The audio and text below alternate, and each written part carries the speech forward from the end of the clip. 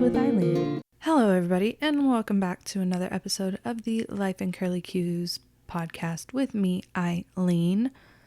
A lot has happened in the country, in the world since the last episode, and I wanted to not go back to my original plan like I had said in the last episode. I wanted to make this quick little short episode to provide you guys with some resources that I found that I've been using to kind of get more knowledgeable on everything that's going on and be the best ally that I can be. If you have been living under a rock, a lot has been happening as far as the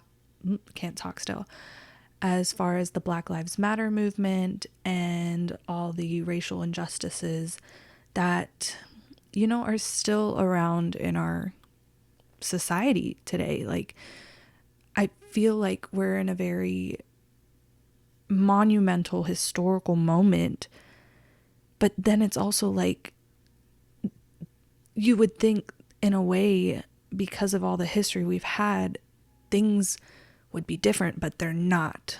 Things are not different. Things are still the same from the 60s, from forever ago. You go around thinking that things are good, or things are fine, but really it's not. And we're thankful for how technology is to open our eyes to things that are happening right under our noses and bringing up these issues that have never been solved. And now we're in the process of speaking out and making sure everyone's voices are heard. And I don't know if any of that made sense, but yeah. We're in a historical moment right now, and we need to make change. We need to fight for change. We need to speak out for change. We need to live in more harmony. And right now there's just no harmony happening. And my dogs are barking in the background. It's been a while since they've had an episode like that. But yeah, so I just wanted to come on and talk to you guys about some resources that I found that you would be interested in. There's a video that I've seen around kind of explaining systemic racism for people who aren't fully aware or understand how it kind of works. And I've watched it actually like multiple times already. And yeah, so I'm going to go ahead and I'm going to link the video in the description, but I also have the audio to kind of just play that. So here is Systemic Racism Explained, a video created by act.tv. And yeah, here it is. This is Jamal. Jamal is a boy who lives in a poor neighborhood. He has a friend named Kevin who lives in a wealthy neighborhood. All of Jamal's neighbors are African American, and all of Kevin's neighbors are white. Because Jamal's school district is mostly funded by property taxes, his school is not very well funded. His classrooms are overcrowded, his teachers are underpaid, and he doesn't have access to high-quality tutors or extracurricular activities. Kevin's school district is also funded by property taxes, so his school is very well funded. His classrooms are never crowded, his teachers are very well paid, and he has access to high-quality tutors and lots of extracurricular activities. Kevin and Jamal live only a few streets away from each other. So how come they're growing up in such different worlds with such different opportunities for success? The answer has to do with America's history of systemic racism. To understand it better, let's look at what life was like for Kevin and Jamal's grandparents. Decades after the Civil War, many government agencies started to draw maps dividing cities into sections that were either desirable or undesirable for investment. This practice was called redlining, and it usually blocked off entire Black neighborhoods from access to private and public investment. Banks and insurance companies used these maps for decades to deny Black people loans and other services based purely on race. Historically speaking, Owning a home and getting a college education is the easiest way for an American family to build wealth. But when Jamal's grandparents wanted to buy a house, the banks refused because they lived in a neighborhood that was redlined. So Jamal's grandparents were not able to buy a home, and because colleges could prevent them from attending through legal segregation, their options for higher education were really scarce. Kevin's grandparents, on the other hand, got a low-interest loan to buy their first house and got accepted into a handful of top universities, which traditionally only accepted white students. This opened up a wealth of opportunities that they were able to pass on to their kids and grandkids. Even as late as the 1980s, an investigation into the Atlanta real estate market showed that banks were more willing to lend to low-income white families than to middle or upper-income African-American families. As a result, today, for every $100 of wealth held by a white family, black families have $5.04. A 2017 study confirms that redlining is still affecting home values in major cities like Chicago today. This explains how Kevin and Jamal inherited vastly different circumstances. Unfortunately, the story doesn't end there. A big part of systemic racism is implicit bias. These are prejudices in society that people are not aware that they have. Let's go back to Kevin and Jamal. Against all odds, Jamal manages to be the only student from his high school to get accepted into a great university, the same one that Kevin and his high school friends are attending. But after Kevin and Jamal both graduate, Jamal notices that his resume isn't drawing as much interest as Kevin's, even though they graduated from the same program with the exact same GPA. Unfortunately for Jamal, studies show that resumes with white-sounding names get twice as many callbacks as identical resumes with black-sounding names. Implicit bias is one of the reasons why the black unemployment rate is twice the rate of white unemployment, even among college graduates today. You can see evidence of systemic racism in every area of life. The disparities in family wealth, incarceration rates, political representation, and education are all examples of systemic racism. Unfortunately, the biggest challenge with systemic racism is that there's no single person or entity responsible for it, which makes it very hard to solve. So what can you do? The first thing you can do is work towards becoming more aware of your own implicit biases. What are some prejudices that you might hold that you're not aware of? Second, let's acknowledge that the consequences of slavery and Jim Crow laws are still affecting access to opportunity today. As a result, we should support systemic changes that create more equal opportunities for everyone. Increasing public school funding and making it independent from property taxes would be a great start, so that poor and wealthy districts can receive equal access to resources. Systemic problems require systemic solutions. Luckily, we're all part of the system, which means that we all have a role to play in making it better. Peace. And we're back. And so in the description, I'll have the link to that video so you can kind of see the animation that goes along with it to help you kind of understand the words of it all. Cause some of you maybe, but I'm like a visual learner. So that's why I've had to watch it multiple times. And then in the link, I'll have something that's also linked in my bio, ways you can help by various donation links, various movements, various petitions to help everyone who's been treated poorly and unfairly and people were fighting for justice for, and all that kind of stuff. And if you're protesting, how to be safe when you're protesting and what things you should do when protesting or getting involved in that sort of the movement as well. And that link is kind of nationwide. It's blacklivesmatters.card.co. And then I also, since I am in San Antonio, I have also linked 2 articles that have links to local organizations that you can help to further support racial equality, and as well as San Antonio businesses that are Black owned. And you can support those by shopping there, by reaching out, seeing what help they need. And I will have those linked as well. And then I also have been looking at ways to further educate myself versus just reading things. And like I said, I'm a visual learner, so I've been watching movies, and I've put a list down of movies I've seen in the past that have opened my eyes in the situation, and really just shown me things that I never thought about or never knew about because I didn't fully try to go into thinking about it. But I've seen recently Just Mercy and The Banker and Harriet, which are great movies in showing you what has been going on in our history. And then, of course, movies from years past, Hidden Figures, The Help, Selma, Loving, BlacKkKlansman, Dear White People, things like that. And then I've also listed movies that I have researched and I want to watch for myself, so I will be watching those soon as well.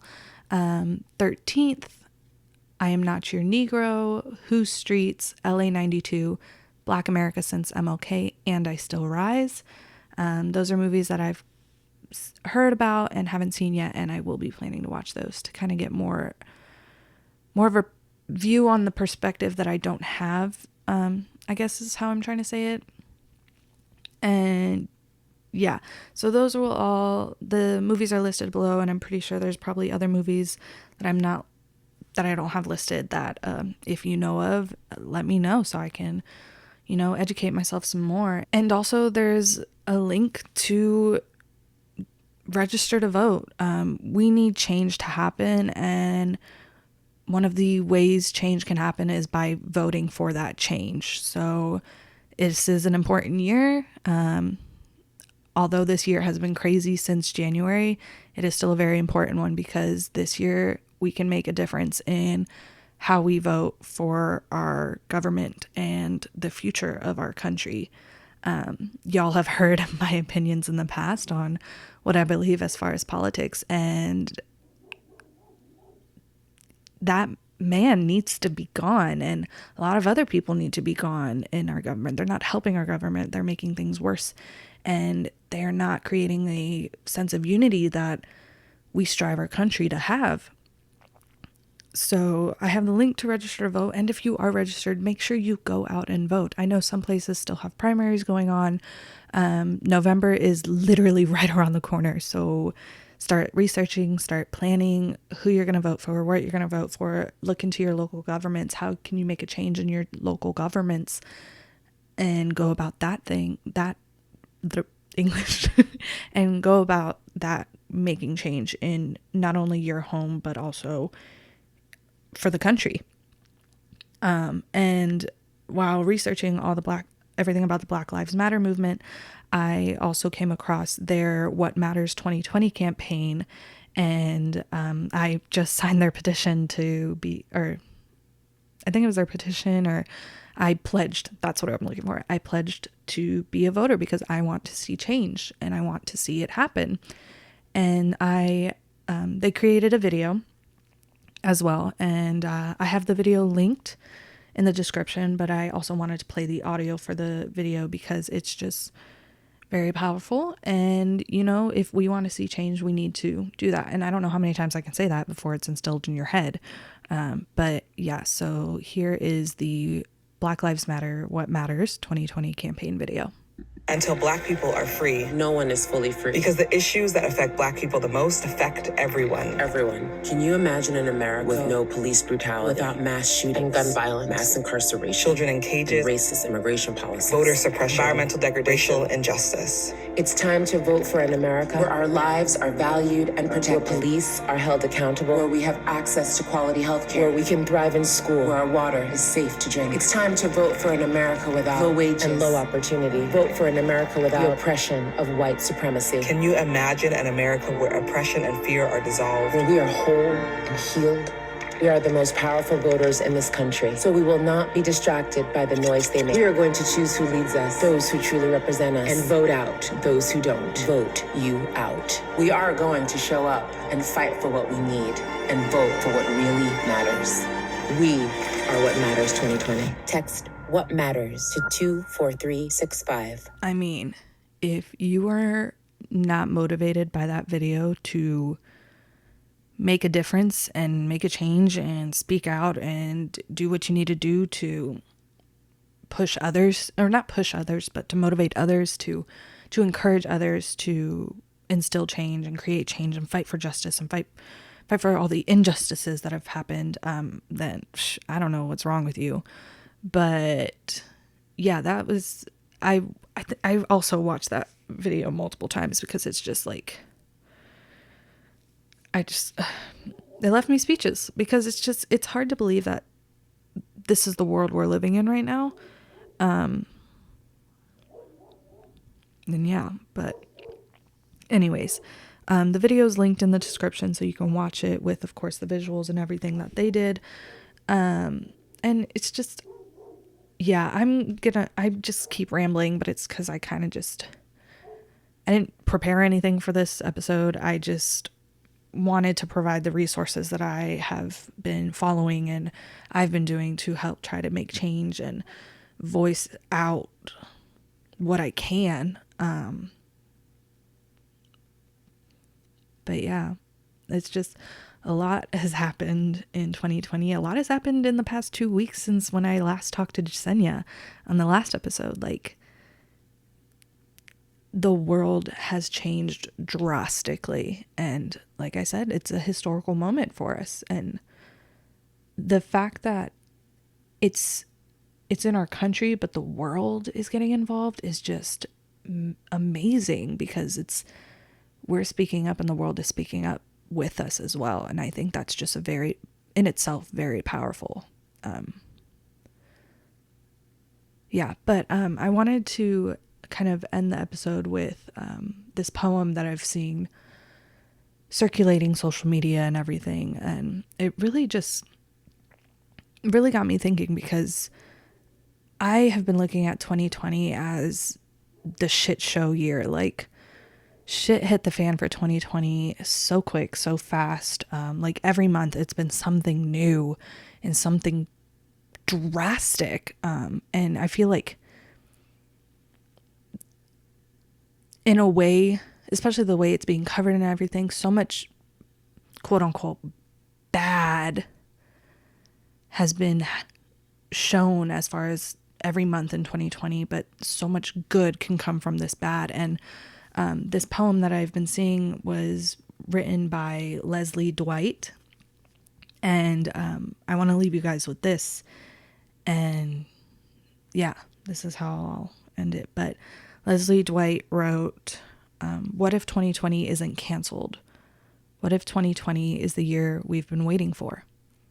A year so uncomfortable, so painful, so scary, so raw, that it finally forces us to grow. A year that screams so loud, finally awakening us from our ignorant slumber. A year we finally accept the need for change, declare change, work for change, become the change. A year we finally band together instead of pushing each other apart. 2020 isn't canceled, but rather the most important year of them all. Just sit with that for a little bit, guys. But yeah, what if we don't cancel 2020? What if 2020 is what we needed to really stir things up and really change our futures? That's it for this episode. I will talk to y'all on the next one.